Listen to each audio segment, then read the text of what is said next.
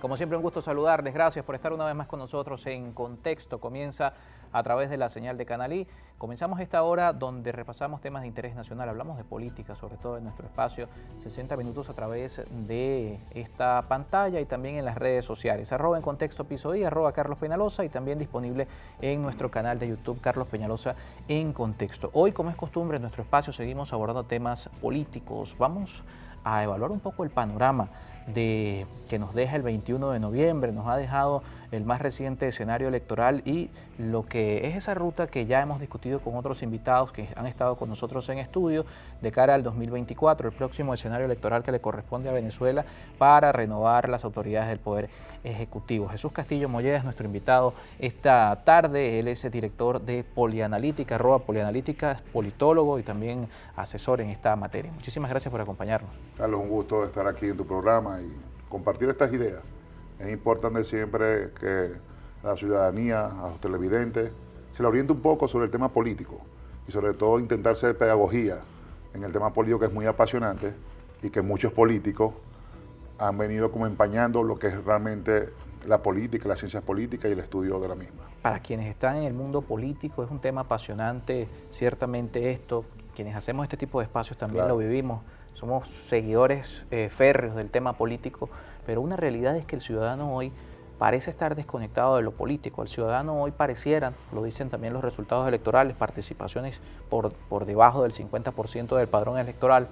Y lo que también se ve en la calle, la gente está hoy más interesada, según también algunas encuestas, en el tema económico, en resolver sus problemas, y muy alejada de la política, muy alejada de la credibilidad que en el pasado tenían las dirigencias políticas del país. ¿Qué ha pasado? ¿Por qué hoy el venezolano no le interesa la política? Mira, yo siento que sí le interesa la política, porque el venezolano hace política en su condominio, en la escuela, en su trabajo, en un autobús, cuando va a hacer una compra, cuando un poco estudia la economía en su hogar. Eso es política. Lo que está decepcionado es de los dirigentes de los partidos políticos, de los dirigentes que gobiernan el país en alcaldías, gobernaciones, consejos municipales, consejos legislativos, y lo que hay una gran decepción de los resultados de las promesas realizadas sobre cambios fundamentales que se iba a hacer en la estructura económica, política y social del país. Entonces el ciudadano lo que tiene está decepcionado. Así como se decepciona un artista, de un deportista, de un amigo, de un vecino, también las relaciones interpersonales, las relaciones de pareja, lo que hay una decepción. Entonces viene el proceso de volver a enamorar al elector. Y eso se está logrando de una u otra manera muy local, cuando un alcalde sale a la calle, le da la cara a los ciudadanos, hace consultas populares, reúne a la ciudadanía, hace presupuestos participativos y vuelve un poco a la gente a tener credibilidad en un líder político o un dirigente.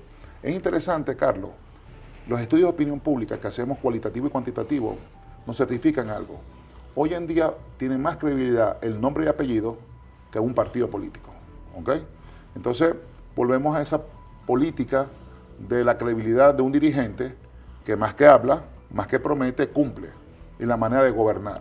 Por eso es que hoy en día en Venezuela tenemos que volver a la política, tenemos que volver a los partidos políticos, tenemos que volver a las elecciones y tenemos que volver a la sincerización de lo que es la promesa o el compromiso del líder, llámese hombre o mujer, sin importar si es rural, si es urbano, ¿ok?, hacia el ciudadano, para rescatar el voto como el mecanismo más importante que tiene Venezuela para poder dirimir las diferencias entre dirigentes, ideología y ciudadanos. Para retomar esa vía, ¿qué importancia tiene el 21 de noviembre? Y lo pregunto por lo siguiente.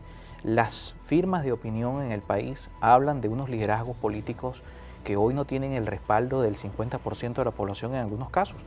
Caso que sucede en el Gran Polo Patriótico con la figura de Nicolás Maduro, caso que sucede en la oposición venezolana con las distintas dirigencias que conforman el G4 o el resto de las organizaciones políticas. Ninguno de los líderes hoy tiene una aceptación superior al 50%. El 21 de noviembre, ¿cómo cambia esta interpretación de liderazgo y esa conexión con la gente? Cuando los líderes nacionales, o por lo menos de tradición con ese alcance, no tienen respaldo según las mismas encuestadoras. Mira, el 21 de noviembre nos dio una lección, que la ruta es electoral. Ya aquellas promesas, que salidas militares o sueños incumplidos, ya ese no es el camino. El 21 de noviembre también nos dio otra lección. Los radicales tanto del gobierno o de sectores de oposición, están perdiendo espacio, están perdiendo fuerza.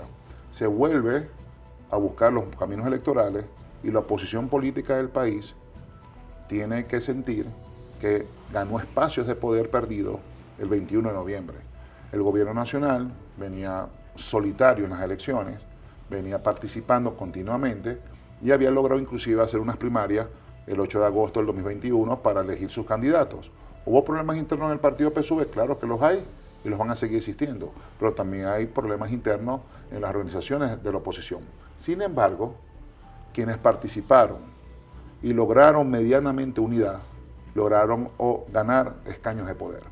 Hoy 123 alcaldes opositores están en el escenario político nacional, tienen 4 gobernadores, tienen concejales, diputados legislativos.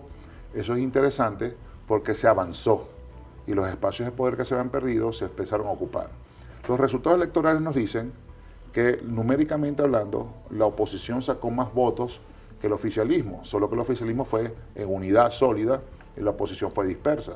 Pero es la misma oposición, porque en esa lectura que se hace de que si fuese una unidad, la oposición, se hubiesen logrado muchos más espacios, hay quienes la objetan usando el recurso de no hay una oposición real, por ejemplo, en los sectores de la Alianza Democrática. Esa no es la oposición, dicen. Mira, eso no es cierto. Eso no es cierto porque se ha venido, eso es un error también de los sectores opositores, o los que son, en este caso, son personas que señalan por señalar, no tienen criterio propio, pero decirle a un líder político alacrán, ¿ok? Eso no suma.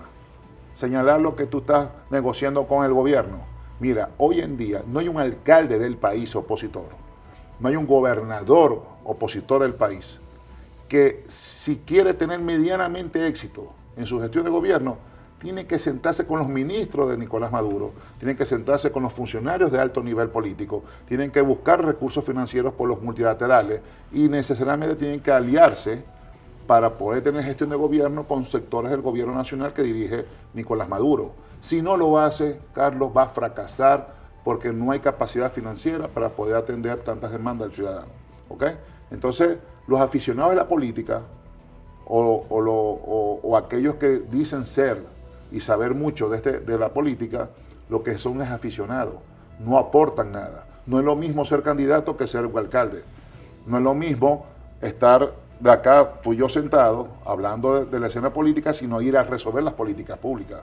Y esa es la lección que nos ha dado el 21 de noviembre, que tenemos unos alcaldes y gobernadores que están obligados hoy a hacerlo bien, porque es el escenario para ayudar al escenario 2024 o 2025 cuando se decidan que son las elecciones presidenciales, porque eso es lo que la gente va a observar, si vale la pena asistir a las urnas electorales, si vale la pena que aquel candidato, hombre o mujer, que elijan los sectores políticos, opositores oficialistas, es el que me representa a mí para yo volver al voto y que finalmente es la única manera de que el ciudadano se sienta nuevamente motivado a ir a votar, que sienta que vale la pena ir a votar porque hay un alcalde, un gobernador, un dirigente político que está en ese equipo, que me va a representar y que realmente va a impulsar unas políticas públicas exitosas para, ¿qué? ¿Qué es lo que quiere el ciudadano?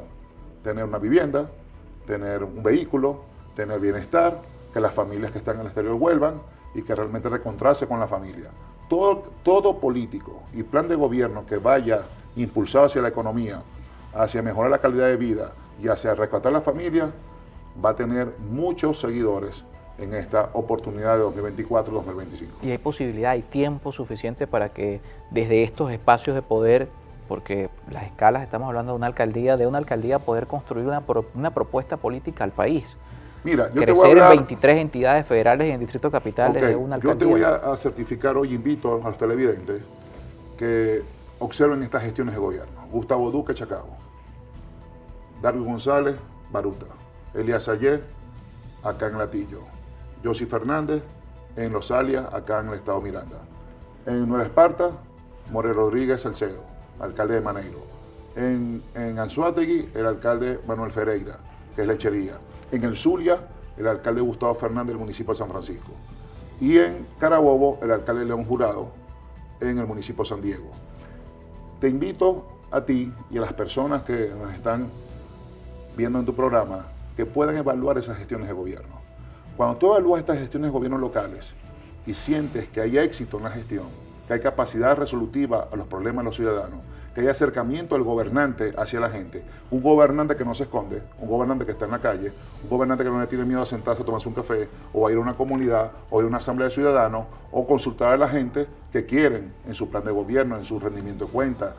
Tú sientes que si hay unos ciudadanos que están sintiendo que hay unos gobernantes que están siendo responsables con su acción de gobierno.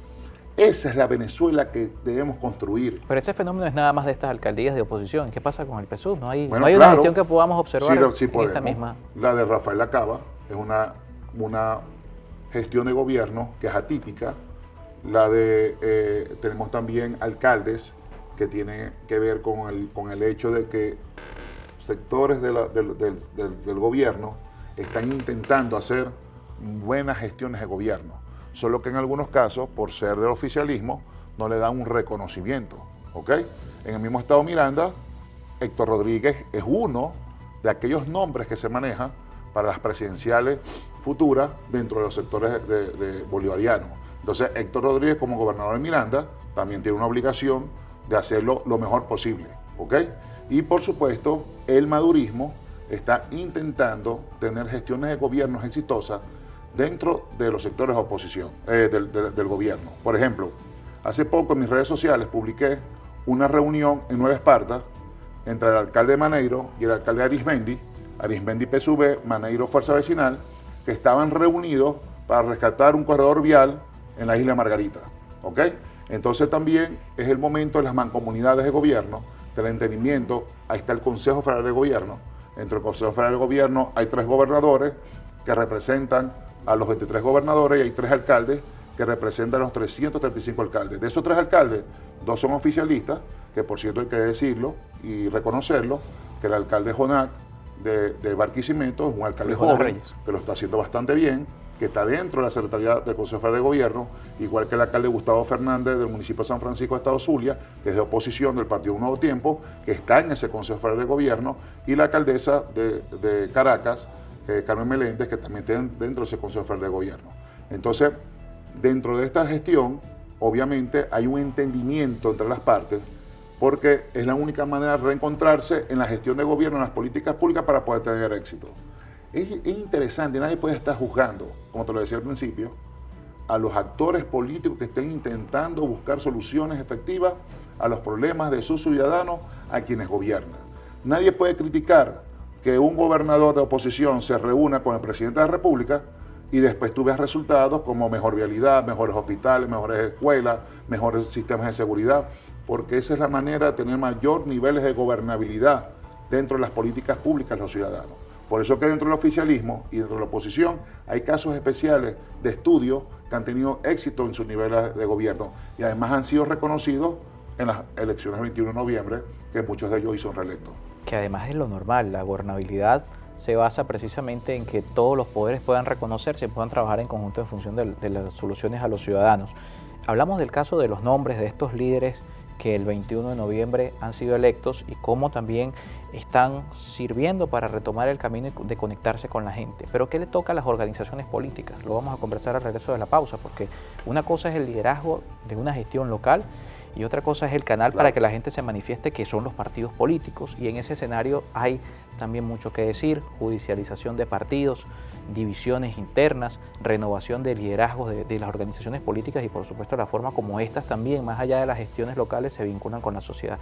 Jesús Castillo Molleda es politólogo, es nuestro invitado esta tarde en Contexto. Recuerden que esta entrevista estará disponible también en nuestro canal de YouTube, Carlos Peñalosa en Contexto. Hacemos una pausa y seguimos con más.